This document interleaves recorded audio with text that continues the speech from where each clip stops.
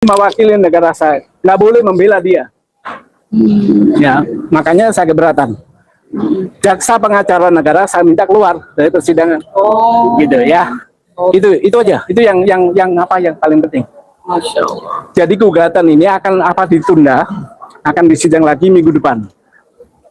Itu. Pak, apa pembelaan dari jaksa tadi? Nggak boleh. Dia bukan siapa-siapa di sini. Dia negara saya. Tapi dia mewakili kuasa, Pak? bawa kuasa, tapi saya tolak. Kuasa dari mana, Pak? Kuasa dari kejaksaan untuk Gibran, dari Gibran. Tadi ada surat yang berlogo Logo negara, logo kejaksaan.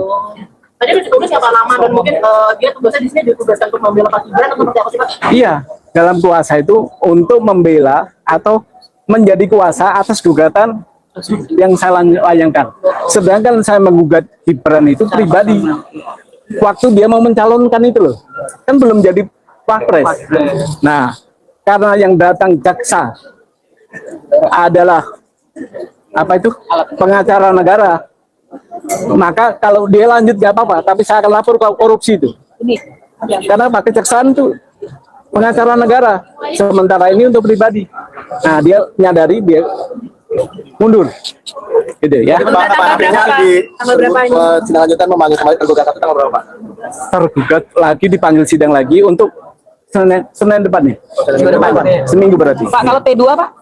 T2 aman-aman aja, karena saya sebenarnya kenal sama T2 itu. Pak, jadi surat kuasanya dikembalikan, Pak ya? Bukan hanya surat kuasanya, orangnya pun saya keberatan datang di persidangan. Bukan hanya kuasanya, orangnya pun saya, karena dia bawa jabatan.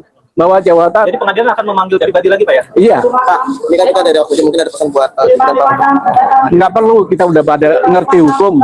Jadi artinya Bapak nolak ya? Bukan nolak. Sadar nanti Iya, karena udah dipanggil ya udah mungkin ya. Dia menafsirkan dia menjadi wapres sehingga mengutus jaksa. Padahal ini gugatan pribadi dia. Gitu ya. Jadi ini nggak ada hubungannya negara ya. Saya tidak menggugat wakil presiden, tapi saya menggugat calon wakil presiden waktu itu. Gitu ya. Pak, netizen bertanya-tanya kenapa Bapak baru melayangkan gugatan sekarang? Oh, nah ini tak kasih tahu. Jadi gugatan ini, ya, gugatan ini bukan tiba-tiba. Saya udah gugat yang persoalan ini sudah ketun, ya, ditun saya dikenai proses dismisal, sehingga gugatan saya ditolak. Dismisalnya apa alasannya? Saya sudah melampaui waktu 90 hari. Nah itu penjelasannya. Jadi bukan tiba-tiba ya. Ini mikirnya berbulan-bulan ini. Oke. Secara hukum dia wajib hadir, Pak. atau pakai pengacara untuk Kalau pakai pengacara boleh, tapi nanti waktu mediasi harus hadir. Pak, pengacaranya penasihat hukumnya bukan jaksa berarti? Harusnya bukan jaksa. Jaksa itu boleh mewakili negara. Ini pribadi. Dia ini pribadi, ya. Pribadi. Emang siapa dia kan gitu ya. Kita punya dua alat bukti yang cukup dua aja. Sama nanti keterangan ahli tentang kewenangan dan ahli tentang perundang-undangan. Nah, saya mau cari itu. Kewenangan pejabat negara. Iya, kewenangan yang saya ingin tanya. KPU itu wewenang nggak? Ada kewenangan nggak untuk mensamakan pendidikan seseorang? Oh, Itu saya akan tanya. Kalau punya, karena menurut Undang-Undang Administrasi Pemerintah, kewenangan itu diberikan bersifat atribusi, distribusi, atau delegasi. Nah, di mana? Diatur di mana tuh? KPU itu mendapatkan kewenangan tidak maksudnya KPU? Tidak ada kewenangan Yang untuk memberikan kewenangan siapa seharusnya? nggak ada, karena undang-undang nggak minta. Undang-undang. Ya, teman-teman, kembali lagi bersama saya di channel ini. Mari kita saksikan bagaimana tanggapan para netizen tentang kasus pemalsuan ijazah Pak Gibran beserta bapaknya Jokowi.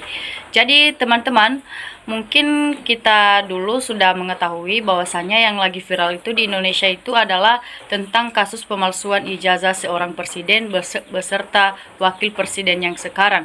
Nah, mungkin teman-teman pada kepo ataupun pada ingin tahu bagaimana kelanjutan yang namanya itu kasus ijazah Gibran, bagaimana hasilnya yang sekarang. Jadi teman-teman mereka mengatakan di cuplikan video tersebut, yaitu Bapak ini tegas bahwa ijazah palsu Gibran adalah memang palsu.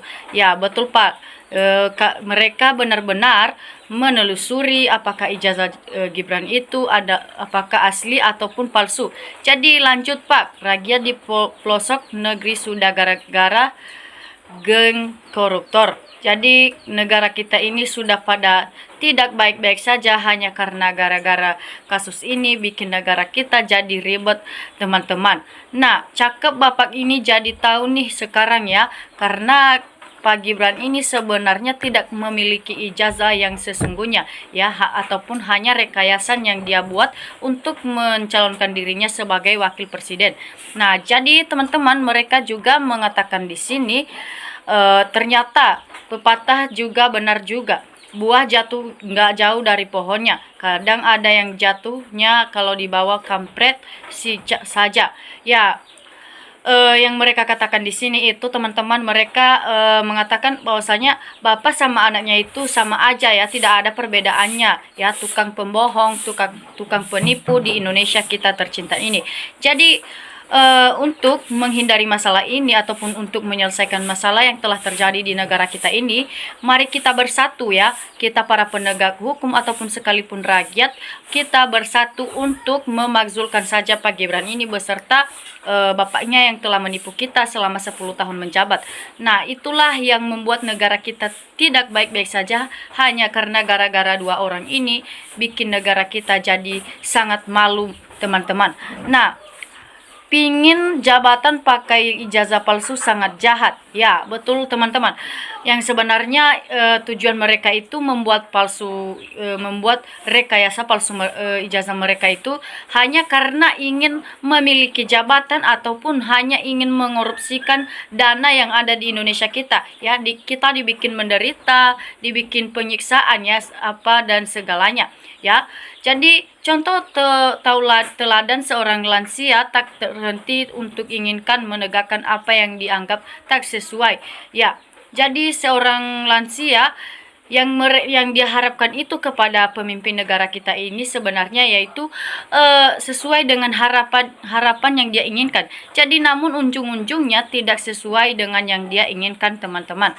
Nah, jadi betul sebelum mencalonkan jadi wapres sah diperkarakan ya. Sebelum dia jadi wakil presiden ini, maka dia sudah membuat ijazahnya sebelumnya ataupun hanya rekayasa. Jadi hancur negara ini kalau dipimpin serabut sama negara jiran yang pemimpinnya sangat bermasalah. Betul teman-teman, kalau misalnya pemimpinnya sudah bermasalah ataupun yang telah melanggar peraturan di Indonesia kita, tidak memenuhi syarat untuk jadi pemimpin di negara Indonesia ini, itulah yang namanya masalah besar teman-teman. Jadi untuk membuat masalah ini lebih cepat selesai, maka kita harus bersatu kepada para penegak hukum ataupun para penemu ataupun para ahli yang menilai itu ijazah mereka itu adalah palsu. Jadi kita harus setuju memberi support kepada penegak hukum ataupun para ahli yang menelusuri ijazah Pak Gibran ini beserta bapaknya. Jadi harus mendukung ya, harus bersatu. Nah, hikmah di balik ini kita mesti berhati-hati dalam setiap langkah, jangan anggap gampang ya teman-teman. Nah, waduh, pakai pengacara pemerintah yang nggak boleh kan, dulu kita baru mau ngelamar, memang negara ini negara kerajaan Konoha. Jadi pengacaranya si Gibran harus dituntut. Tidak boleh jabatan buat bisnis. Betul teman-teman. Jangan karena kamu mempunyai jabatanmu, kamu jadikan jabatanmu sebagai bisnis. Ya, itu sangat memalukan kalau misalnya didengar oleh orang luar. Ya. Jadi semoga Pak Gibran bisa mengundurkan diri saja ya, daripada negara kita bikin ribet hanya karena gara-gara ijazahnya tersebut. Jadi negara kita jadi ribet hanya karena gara-gara itu. Jadi teman-teman, KPU RI bukan institusi atau lembaga yang berwenang mensetarakan ijazah seorang sesuai ya perundang-undangan yang berlaku di negara RI. Pensetaraan KPU RI mengenai ijazah Gibran dari hasil sekolah di luar negeri adalah cacat hukum. Jadi yang sebenarnya KPU ini telah tidak meneliti ijazah Pak Gibran ini yang sebenarnya. Jadi karma tak ada akan meleset sejengkal bebu pun ya. debu pun untuk keluarga Pak Jokowi ini nanti selanjutnya. Jadi mantap Pak, maju terus sampai Gibran buka ijazahnya dan kelas yang sebenarnya. Jadi yang sebenarnya kalau misalnya Pak Gibran ini jujur dengan ijazahnya yang telah dia palsukan itu, maka negara kita jadi sangat aman. Kalau misalnya dia memberitahu kalau ijazahnya itu hanya suatu rekayasa, dia hanya tamatan SMP. Jadi negara kita bisa memikirkan kalau misalnya dia digantikan saja dengan orang yang bisa dan memiliki ijazah yang sebetul-betulnya, bukan seperti Pak Gibran ini hanya rekayasa saja ijazahnya, teman-teman. Nah, dari situlah kita menilai kalau misalnya Gibran itu mau menunjukkan ijazahnya, kalau misalnya dia berani ya. Tapi kalau tidak berani berarti dia tidak mempunyai ijazahnya yang sebenarnya. Nah, jangan 12 triliun itu duit apa daun Pak, mikir Indonesia rakyat apa mampu mikir doang Pak duit ya, dari mana ya kalau 12 juta gitu wajar, triliunan itu nggak wajar membebani rakyat Indonesia. Hati nuranimu di mana Pak, kok nggak ada ampun sampai Pak ya. Jadi sudahlah Pak, tidak dipilih lagi rakyat, jangan pansos pemuja aja kerja biar yang ono senang. Nah, kami rakyat kecil percaya sama peneliti ilmiah Roy Suryo CS, terbuka dia ada rekayasa.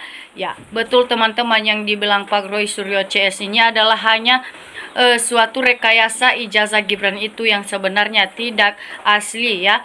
Sebenarnya dia hanya tamatan SMP, bukan tamatan SMA. Jadi itu sangat tidak pantas untuk dijadikan pemimpin di negara kita ini.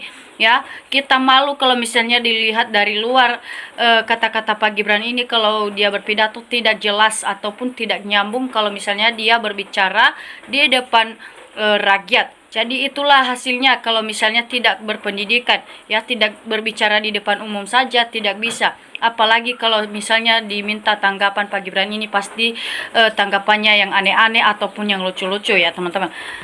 Jadi RRT para ahli ini bicara berdasarkan fakta, nggak ada rekayasa. Kenapa Gibran dan Jokowi yang dipertanyakan ijazahnya? Ya karena mereka penjabat negara, kalau ijazahnya palsu ya harus diusut terus. Ya, kami rakyat kecil sangat mendukung Bapak Prabowo tanpa Gibran. Semoga Bapak Prabowo sehat panjang umur, dimudahkan dalam membangun Indonesia yang tercinta ini. Nah, dari situlah kita menilai Pak Prabowo ini sebenarnya tidak harus mesti ada yang namanya wakil presiden ya.